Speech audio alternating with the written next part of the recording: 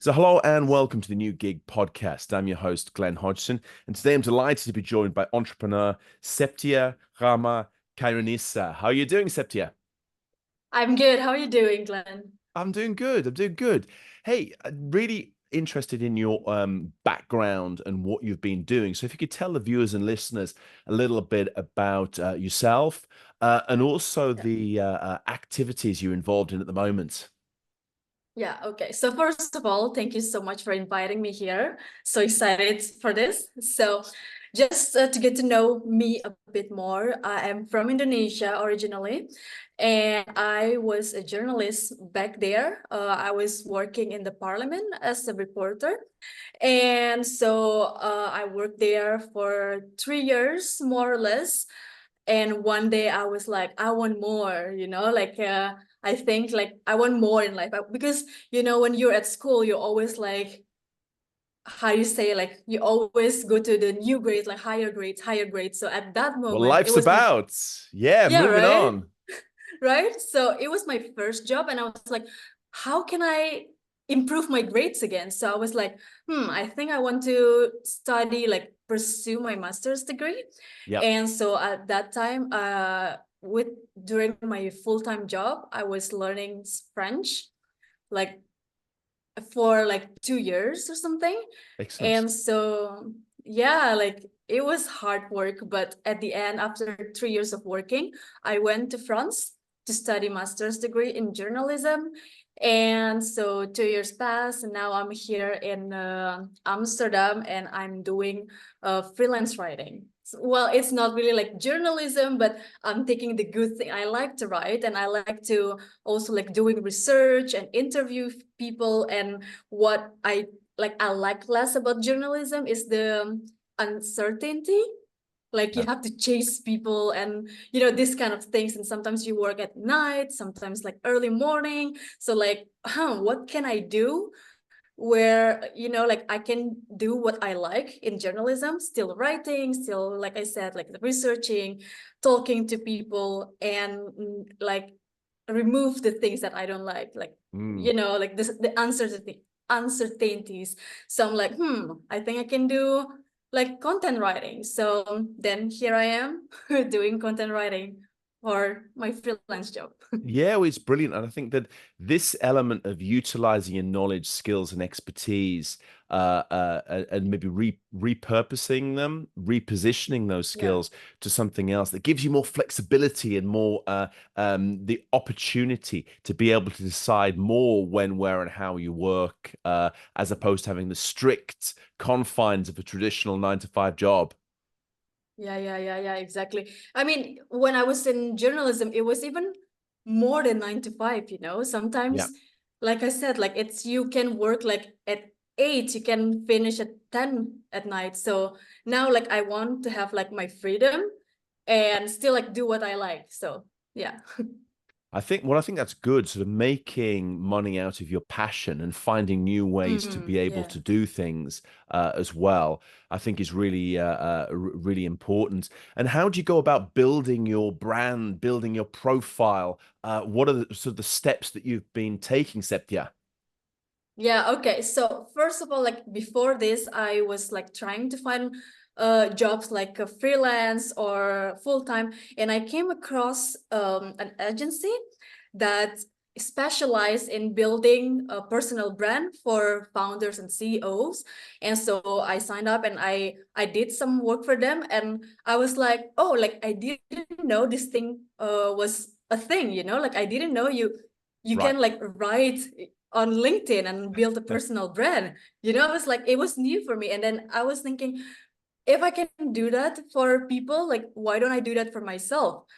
So I can get more jobs also. Like, oh, like that's what these people, like the clients want to do, right? To get their names Yep. out there and to attract more clients. So like, that's also what I want to do. So I'm like, let's try and do it. So at that time, I didn't really like have a strategy at that time because before I was just like writings and I didn't make like the strategy and the pillars or whatever. So Mm. I thought just like, okay, I will just write. But then as time goes by, you get to know other creators, you get to know other people who has been here for a long time. And I met also like some generous people who can like who are willing to give their knowledge to me, and even I get a coaching for LinkedIn. Yep. So from like just posting whatever I want or just writing without like clear structure, I get to learn like how to do it properly, how to like plan the content like for like next week or even for what my goal is. So Yep. then yeah, from there, from that moment, I start to build my strategy, my pillars, and build my content around them. And yeah, I guess like it's also like learning by doing that you Life always is. Yes. right. Right. So like at the beginning, I didn't know like I didn't know what to post. Like I just know like two ideas, for example. Okay, I want to write about this, I want to write about that. And then after that, I have no idea. But then, you know, as you go by, like you attract more ideas, you read Yeah. more, you learn more, and then you start to like perfect things, you know, like improve your skill more and more. So yeah, and now I think I'm doing well on LinkedIn. So Well, exactly. And I mean, how do you choose the channels that you're utilizing? Is it more sort of LinkedIn as opposed to sort of Instagram? Is it sort of website content? It's the full mm. range of services that you're focusing on. For me, I focus on LinkedIn Yep. because of course, like we have to see like who is our target, right? Yep. Like for me, my target is entrepreneurs. So they hang out more on LinkedIn. Yep. That's why I focus it more on LinkedIn. And because one of my service now that I focus on is also for LinkedIn personal brand. So it makes sense that I focus it more on LinkedIn instead of Yeah. Instagram, for example. But yeah, like if your target is if you're opening a coffee shop, for example, and Right. you're targeting like young people, of course, Instagram or TikTok is the right platform for you. So yeah, like always look who is your target, where they hang out. So yeah. Yeah, no, exactly. And say a little bit about the importance of branding and personal branding, because these days everyone is a brand. Doesn't matter if you're an independent, a freelancer, or Yeah. within a corporation, you need to Mm, build up your profile and the image of what you are, but also what you bring in terms of mm, value, skills, and expertise. So, I mean, it's really yeah. interesting how you build up that brand in terms of content, written content, but also video content and images as well that you need to bring forwards. Yeah. So, why do we like? How is it? Why is it important to build a personal brand, right? So, let me tell you that since I've been creating on LinkedIn, I've been invited to 3 podcasts, and I have interviewed.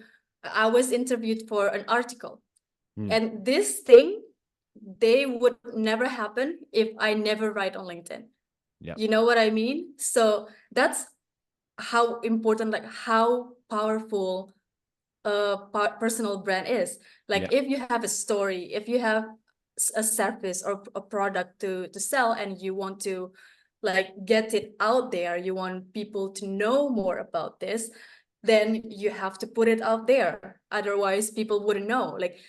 Like I have a connection on LinkedIn, like interested with my story, with you know, like studying abroad, and I was rejected for like by 7 universities before finally going to France, and it was an interesting story, and people wouldn't know about this, and my connection wouldn't want to invite me to his podcast to talk about it if he didn't know. mm, So yeah, like I said, if you want to get people to know your story, your services, then put it out there, and you never know. Like, and also like a lot of businesses, they rely on referrals, for example. And yeah, imagine if one referral can get you 1 new client or 2 new clients, and you use that on the internet, like you expose it out there, imagine how many more clients you can get, you know, mm, instead of just one from one referrals, you can maybe like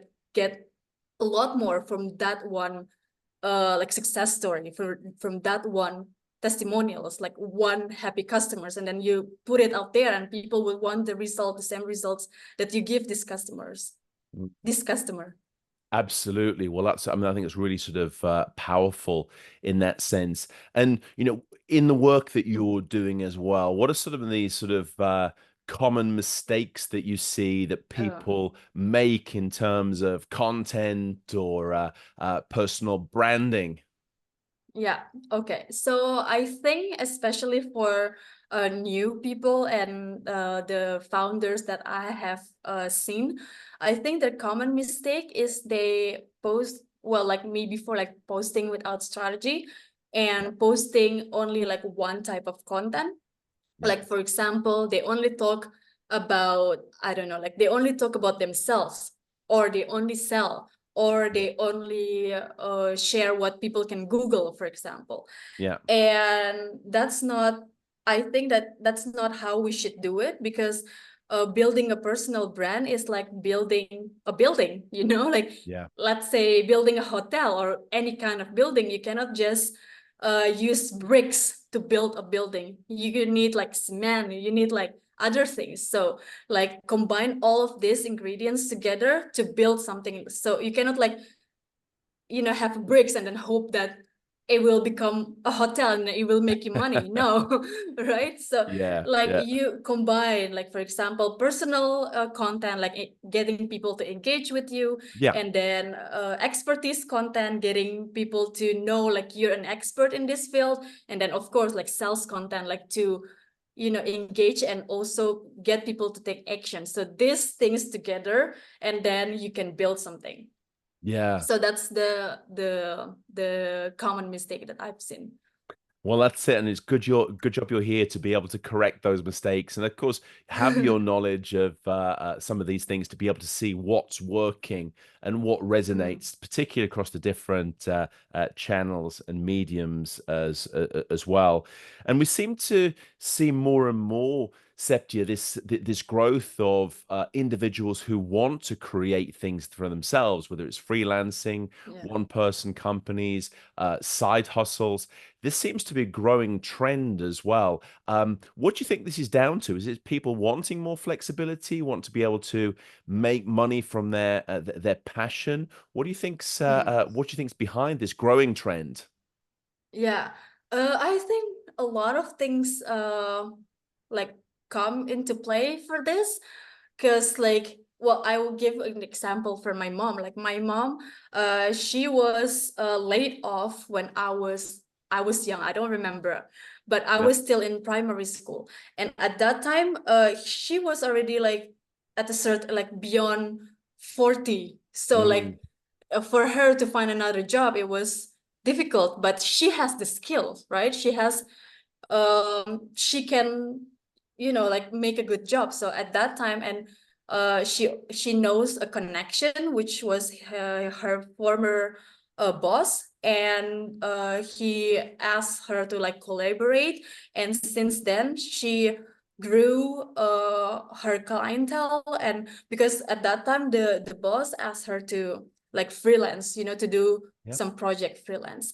Mm, And yeah, like I think starting from there, like she likes doing the freelance. She's is even until now, she's a freelance auditor, finance auditor, and she's been doing it for more than 10 years, I think like 15 years or something.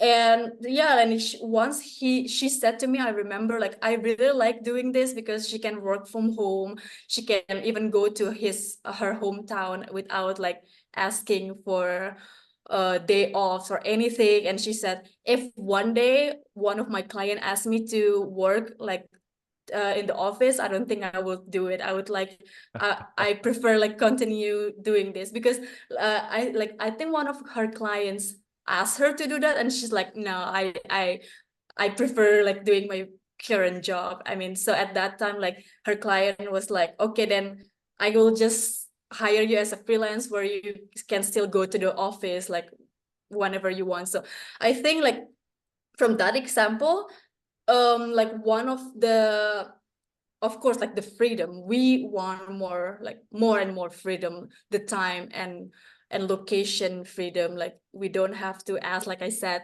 for day offs, and we can just work in the comfort of our home, or even in cafes, whatever we want. Mm, And I think also with the last with what's happening for the last few years, where COVID is happening, and people see that, oh, I like working remotely is possible, because before you always have to go to the office and like just do your work at the office. But after COVID, you're like, oh, like you can still be as productive as you were even if you work from home. So people, I think, open their eyes more and more that they can, like, this is possible.